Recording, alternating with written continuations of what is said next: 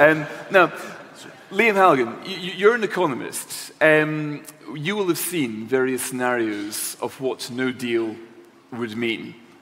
I dare say you think a lot of them are exaggerated, but even you cannot be entirely blasé about the prospect of crashing out of this. So can you talk to us a bit about, let's say, she comes back with a deal that Parliament doesn't vote for, and there's no time, so you decide to switch, I don't know, in November to negotiations on a Brexit deal that doesn't involve trade or something. In other words, it's effectively going to be no deal. We have 2 or 3 months to prepare for it. Economically, how big a hit would we take? Well, I am an economist, Fraser, so I don't know what I'm talking about. And I'm going to make all of you feel as if that's your fault. Just giving away the secrets of a trade here tonight.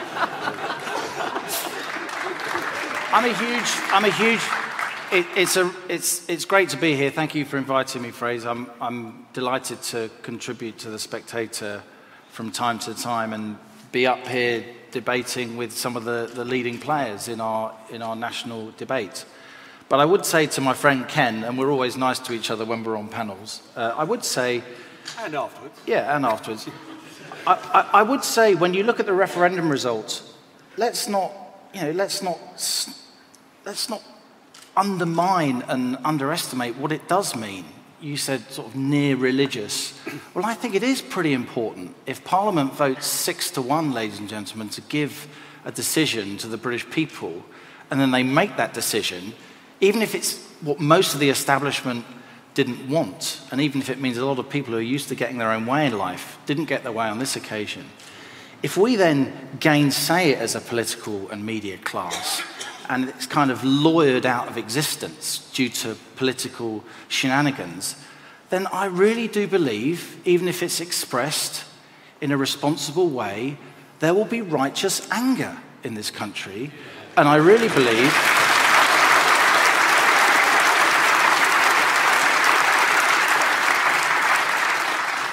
I'm not going to use the platform I have in various newspapers and television programs and so on to say there'll be civil unrest, ladies and gentlemen. But I do believe that an awful lot of people who voted in that referendum, some of them for the very first time becoming part of our democracy, and we all want democracy, right? They'll never vote again, and their kids will never vote again. And we will develop, along with our economic underclass, a political underclass that will be extremely difficult to rescue. I would disagree that we didn't talk about the single market and the customs union during the referendum vehemently. When I last looked, the Treaty of Rome is a customs union. It's the very essence of the European Union, European Economic Community, as was. To think that you can leave the European Union in any meaningful form while staying in a customs union is frankly absurd. It makes you... The only country in that position is Turkey because it's extremely keen economically to become part of the club, and the EU is interested in exploiting that keenness. So it keeps it in the customs union but outside the main structure. And to say that we didn't talk about the single market, with all respect, Ken, is also absurd. The phrase to take back control of our laws, borders and money was coined deliberately to capture what the single market is in a soundbite of just a few words. And you know what? When Lancaster House speech was given in January 2017, sterling went up. There was a murmur of approval from around the world and from the EU. The thing the EU fears most of all is us cherry-picking. That's why Chequers isn't a deal, whatever anybody in the cabinet says. It's a proposal that will never be agreed. Lancaster House said we'd be outside the single market and the customs union, and there was not a squeak out of the Remain lobby then, because it was clear that's what it meant to leave the single market and the customs union. All this stuff about, oh, we can stay in the single market and the customs union, it happened after June 2017. And of course, what happened in June 2017? We all know what happened in June 2017.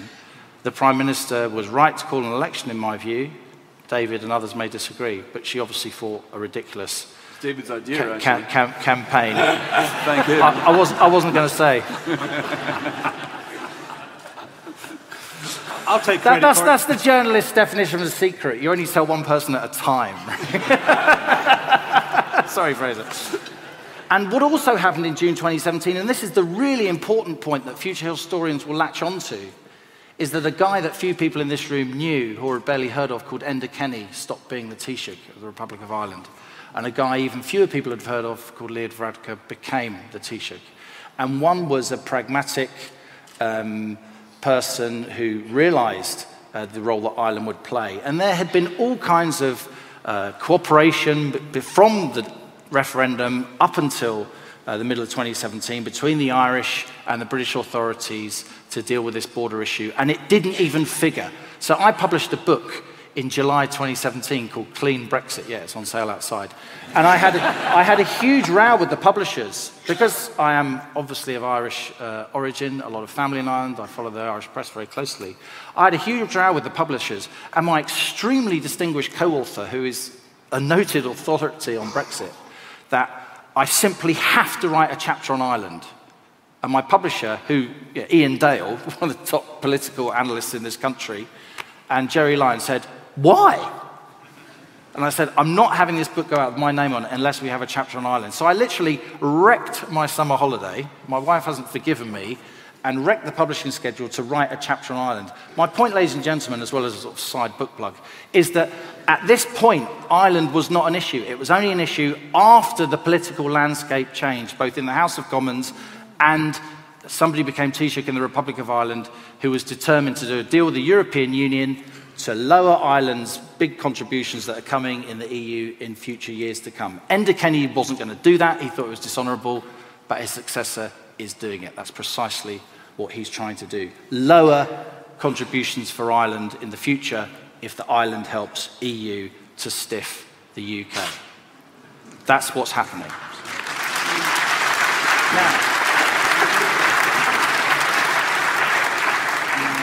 I do think that there's been tremendous fear mongering and about no deal. We have to define our terms, though. And our terms should be this. To leave with no deal, to leave without a free trade agreement with the European Union, that is completely fine. That is perfectly manageable. They're not my words, they're the words of the head of the WTO, the world's most senior trade diplomat, in an interview with me, as it happens, over a year ago. We can easily trade under WTO rules with the EU because we trade under those rules with the US trades with China under those rules, China with the EU with the US. Most trade in the world goes on outside formal free trade agreements. I actually believe if the UK was on WTO rules and the heat of Brexit had passed and the emotion, WTO rules is a fabulous platform from which to negotiate a free trade agreement that will last for years and years to come. If we try and negotiate a free trade agreement up against this Article 50 deadline, that's going to lock in a bad free trade agreement for years and years to come. So I actually think we should use WTO rules as a platform. Separately, though, and James and Fraser and their colleagues at the Spectator have been at the forefront of this, there's the addition, so I don't think WTO rules is a danger, and I don't think the Treasury has got any kind of monopoly on wisdom about this. Let's not talk about the immediate and profound economic shock that was going to hit the UK in August 2016. But then there's separate concerns, and that is that we have a disorderly Brexit where everybody throws their toys up in the air, and we don't manage to agree things like mutual recognition agreements. We don't manage to agree things like arrangements once the UK leaves Europe's air traffic agreements and all the rest of it. And all I'd say about that is, and David's right, very senior people who run northern France have basically called Macron out in the last week. The idea that Europe's political leaders, particularly a political leader who's got the lowest poll ratings of any of his predecessors in 40 years, you know, nice socks, yes, he's very good looking, lots of television producers want to meet him, but is he really in a position to impose huge political and economic pain on his own economy at a time when the Bank of France is downgrading growth forecasts now well below the UK growth, by the way? No, I don't think so. We can talk about it some more, but in the end, let's take aviation. I mean, we are the second biggest civil aviation power in the world. Heathrow is Europe's civil airline hub. The idea that the likes of Lufthansa and Air France are just going to stand idly by when the UK prevents EU planes from flying over Britain's airspace so they can't go to America. I mean, that's just preposterous. That's preposterous. There will be memorandums of understanding at the last minute to say, yeah, we'll just carry on for now. There's tens and tens of billions of pounds a week are at stake here. I'm not complacent for 1 second.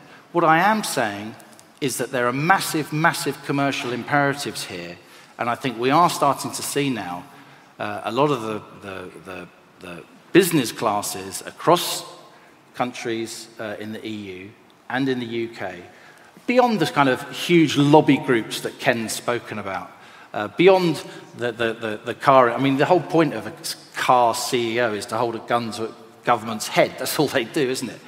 There are many, many business interests now who are concerned, and I think that in the end, we will leave with no deal. I first wrote that in 2 weeks after the referendum. We will leave on WTO rules. I wish we did have a good free trade agreement. I don't think we will get one before March 2019, certainly not one that's agreed and ratified by 27 parliaments, Guy Verhofstadt and Walloon. And I think in the end, when future historians look back, they'll think this was a moment when the political classes had a nervous breakdown, disregarded or were very close to disregarding what the people actually said. And I get a real hard time from a lot of the sort of liberal media establishment for what I write about Brexit. But I'm proud of what I've written, because I think when we look back in a few years' time, the arguments I'm putting forward will bear up well. Let's see.